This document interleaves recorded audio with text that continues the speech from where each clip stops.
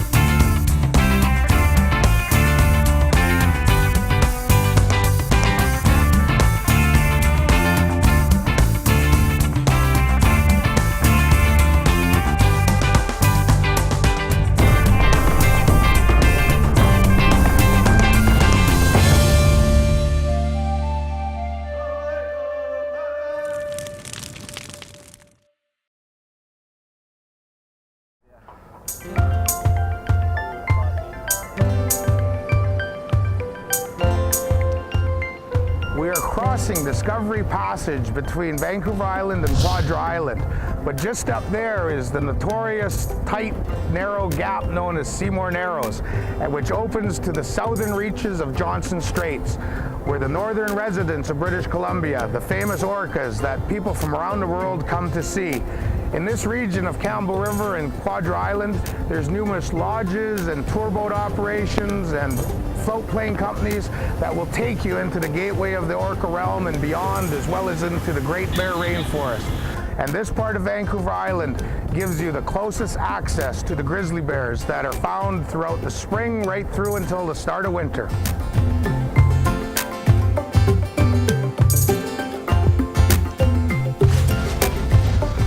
One of the things I like about coming into my fellow Aboriginals communities is you never know what you're going to see.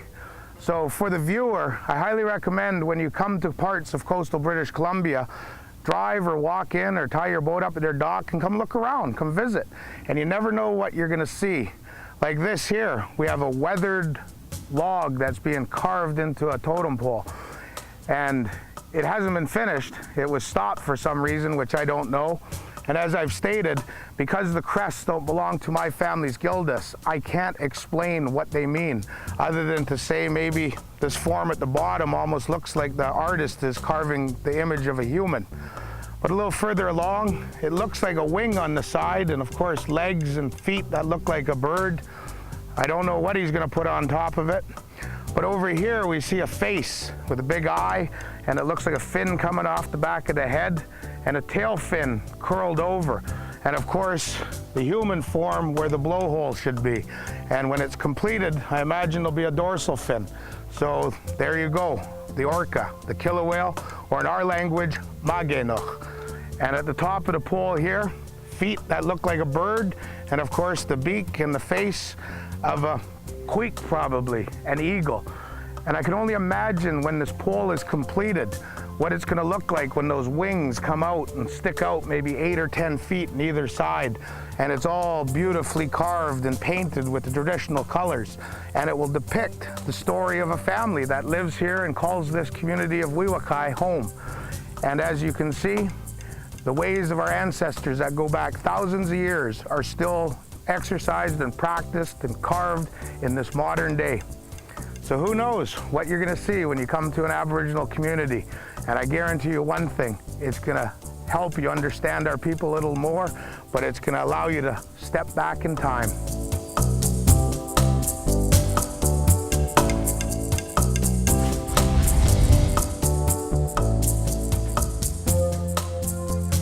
George Dick, a member of the Weewakai First Nation, has accompanied me to this beautiful structure within their village here on Quadra Island called Cape Mudge. And I was just wondering, with the name Awakwis, a place to meet and so forth, what was this built for? Well, this is a memorial place for my grandfather. That's who, and looks like built like a traditional big house too, eh? Yeah. How many big houses you figure were in your village there back in the early 1900s? I figure about 30, 40. And then this one here, I guess, would give reference to the chiefs within your family, eh? Yeah, also, yeah. This is a nice canoe, that one. Yeah. And then those two forms there, beaver? Beaver and eagle also, I think, or the raven. Yeah, and of raven, course, that one up there. That's one that a lot of people don't know what it is, eh? Sisu. Sisu. Yeah. Sisu. Boy, this is very beautiful. Yeah. And then when people come to your community to come see the cultural center and the petroglyphs and that, is it all right for them to come in like we are and look around? Yeah, they could take a look around, take pictures, and yeah. Well, it's well worth it because, man, this is one beautiful, beautiful Awakwis. Yeah. Well, I thank you very much in our language, Gelakasla. Oh. Thanks. Thank you.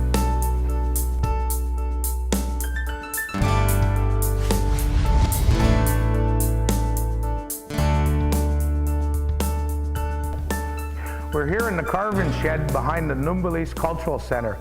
And as I've stated before about petroglyphs, don't ever touch them and definitely don't put anyone on top of them for a picture because it'll help erode them faster and they'll be gone forever. But the Numbalese Cultural Center fortunately went out with some people with fiberglass and they put fiberglass on the petroglyphs and made these forms so that when you come here, you can go to the museum, and it's mainly for educating the youth, but also for adults if you want to try it out. You take one of the forms and a piece of paper that they supply you, and with a piece of charcoal, you just rub it like this, keeping your hand on it so it doesn't move the paper. And as you rub it, the image will start to come out. And the more you rub it, of course, the more charcoal you get on there. I remember doing this as a kid. We even used to use white sheets. But as I said, we shouldn't do that. And there you go. You see a mouth, you see eyes, a nose, and the form of the face. And that was an image that you can still see on one of the big boulders outside the Numbalese Cultural Center here in the village of Weewakai on Quadra Island.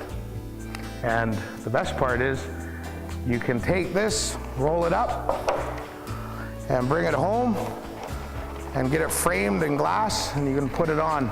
And I didn't rub it that much, but the longer you rub, the darker it'll be. And there you go, a souvenir with an image that could be hundreds of years old, if not thousands. Coming up on Aboriginal Adventures Canada, hundreds of eagles feeding on the upwelling of hake throughout the water. More Aboriginal Adventures Canada after the break.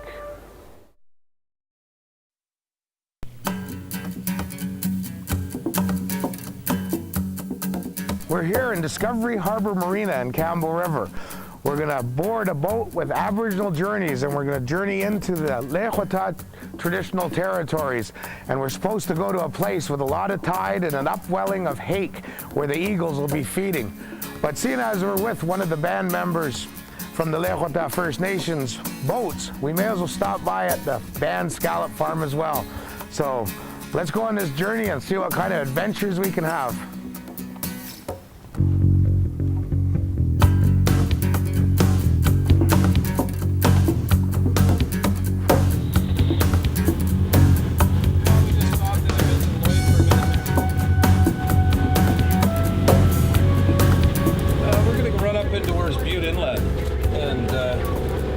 Show you guys some eagles feeding in the ocean rapids and some big massive whirlpools and things like that. Because in our area we have some of the world's strongest ocean currents, and there's some places you'll see whirlpools up to 20 meters across. So there's not many places in the world like it for adventure in the ocean rapids. So it's kind of a unique feature we have as well.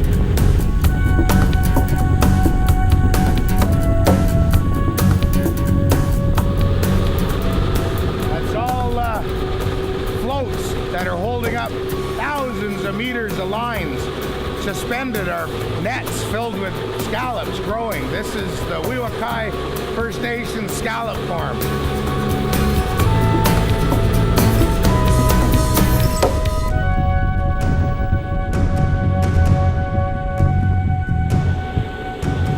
From leaving the dock on Quadra Island, we come to the east side of the island and we come across the Weewakai First Nation scallop farm.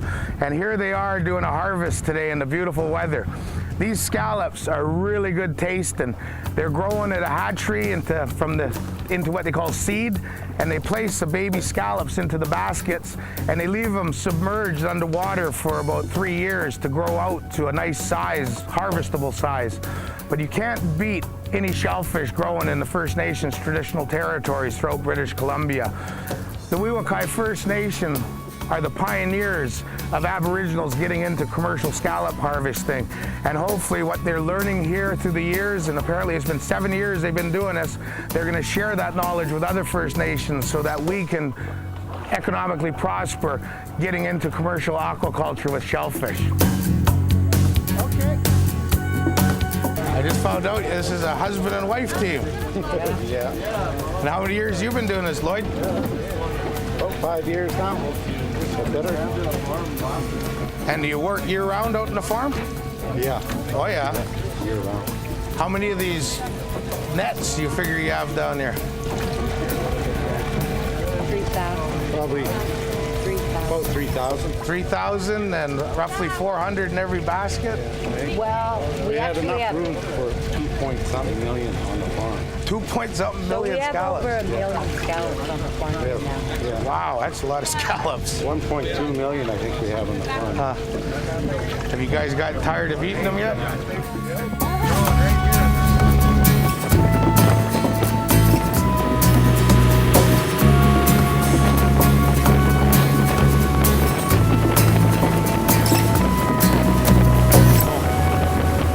Sometimes in the ocean rapids, the whirlpools are too large for boats to go into. On our boat, it's a very shallow boat. It doesn't grab much water. But the deeper your boat, the more that the ocean wants to grab you and roll you over. So we have the affordability on this style of boat to be able to go through the rapids, where on, say for example, if you came through on a commercial fishing boat, you would roll over in currents like that. Because the ocean is, like I said, is grabbing more of the boat and more weight, shifting the boat. And yeah, it's very dangerous.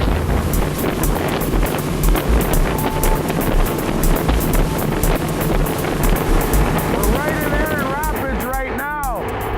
Gary's got the boat in gear and going forward, but as you can see behind me, we're pretty much staying still. There's 12 knots of current going through the rapids right now. And behind me, as tour boat captains used to refer to this as the Whirlpool Factory. As you can see down here, those are big whirlpools. For a boat like this,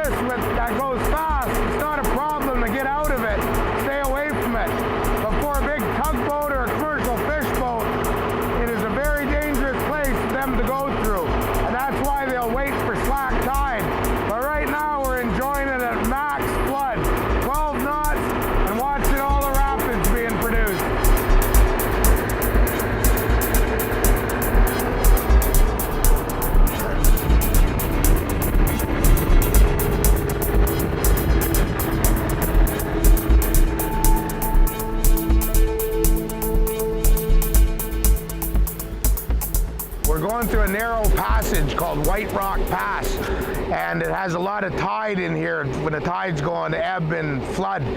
But as you can see behind me, the shellfish beds that are natural, that's the highest concentration of protein on Earth per cubic meter anywhere known to man in some of these narrow tidal passages throughout coastal British Columbia. One of the other things, the reason why the captain's going so slow, is at low tide right now, we have about 1 meter to 1.5 meters of water beneath the boat. So it's very shallow, and we're just going to take our time going through. You can see at the low tide mark, the rocks are piled into a wall. Behind it, you can see the white shell up above at the higher part of the tide, and that's called a lochiwe in Quadra. It means clam garden. And just to our left here, you'll see another beach that's been de-bouldered, and it's just covered in white shell, showing you that the natives, the ancestors for thousands of years, knew how to let the clams grow in abundance. Right behind me is a wooden boat known as the Columbia. It's been on the coast for decades. That was the original Medicare to the First Nations and the non-First Nations that were living out here in the isolated, rugged British Columbia coast. Nowadays, the Columbia is no longer run by the Anglican Church doing Medicare to the people. It's owned by a family that live in this region, and they do mothership tours throughout coastal British Columbia, taking people out to explore supernatural British Columbia. But ahead of him is another mothership, which is a big aluminum boat. But coming around the corner and seeing them, it just shows you that here in the first week of June, the ecotourism industry is booming. So if you want to see wonderful channels and mountains and rivers and wildlife, there's a whole different way to come see it. You can come out in a 12-passenger boat with Aboriginal Journeys and others like it, or you can go into motherships, or you can take a float plane from our cities and go deep into the rugged British Columbia coast, and who knows what you're going to see around the next corner, because it's beautiful out here. I'd like to introduce Gary Hinkle of Aboriginal Journeys. And where have you brought us today, Gary, with all this green water? We're up in Butte Inlet, which is one of the longest fjords in British Columbia. From the entrance of Butte to the very end is 60 miles long, so in kilometers, about 90 kilometers. So spring, summer, and fall, people want to come to coastal British Columbia. Aboriginal Journeys are going to take them deep into these fjords, as well as chasing the orcas up through Johnson Straits and elsewhere. That's right, yeah. Orcas, we look for dolphins, we have eagles in abundance in the ocean rapid areas. Sometimes you'll see hundreds of eagles feeding on hake, which is a bottom fish that gets boiled up by the ocean rapids from the bottom. And they get a balloon in their tummies, and they float up like a balloon, and the eagles will swoop down and grab them out of the ocean. It's amazing. Well, from what you told me earlier, why don't we take off again and go see if we can see these hake bubbling up and the eagles feeding them. We're going to do that for you, Tommy, right now. Well, let's go.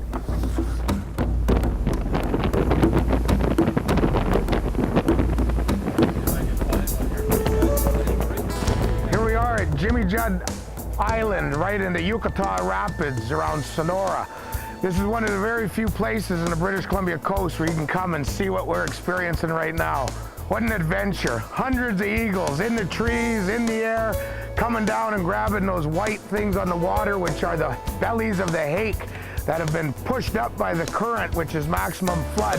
Underwater right now, down at the deep depths, schools of hake, the juveniles are swimming along. But because of the 12-knot tide, which is fairly big, they come up against the face of an island down deep, and that current just pushes them from the depths right up to the surface. And of course, going up that fast, they can't react to that decrease in pressure, so they get the bends. Their belly bloats up, and they float to the surface, and they're pretty much dead. And that's what makes this place so unique, because of all the rapids and that hake bubbling up. And of course, the eagles, they've been doing this since the beginning of time. They know that on big tides, come to Jimmy Judd and watch for those boil-ups of hake, and it's feeding time. It's one of the most beautiful things to ever witness out here in coastal British Columbia. The eagles are just flying around, soaring. They look down, they pick out what hake they want, and then you see them move their wings, and all of a sudden they just drop with talons out, and boom, they grab that hake, a few flaps of the wings, and up they go. Some of them were going to the island to go sit on shore in a tree and eat their hake, while others I was watching, they would actually put their beak down and grab the hake from their talons and swallow it whole and move on to another one. The sea lions that usually live at this island, they've left and chased the salmon further north and out to sea. But right now we have hundreds of seals around here. You see their heads popping up and they're grabbing the hake right from the surface, easy pickings. But a lot of people overlook the crows and the ravens. Very unique, this place, because I've noticed through the years of being a tour guide that the ravens and the crows, they fly around and they watch. And when that hake swims close to the beach, they swoop down, reach out, grab that hake. So it's not just eagles that are benefiting from the upwelling of all these hake for food. It's everything out here.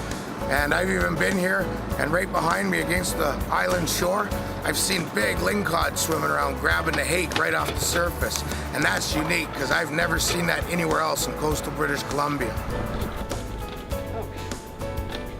Gary with Aboriginal Journeys has nailed her right on at the right time. We got here just when the bubble up happened. The eagles are hungry, and boom, boom, boom, hundreds of eagles just hitting the water, grabbing those hake. An amazing adventure with Aboriginal Adventures Canada. And like I say, around every corner, you never know what you're gonna see.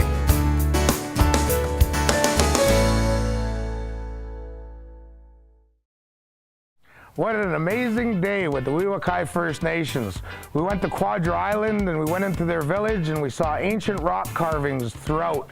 And then there was that adventure with Aboriginal Journeys, where he took us deep into their traditional territories, and we saw those hundreds of eagles feeding on the upwelling of hake throughout the water. What a treat that was. And then it was all capped off at day's end with all those different porpoises. I thank you, the viewer, for taking the time to watch Aboriginal Adventures Canada, and to all of you, and to the chiefs and their people of the Weewakai First Nation, I want to say in our language, Gelakasla, thank you very much, but also Halakilasla. Go in peace.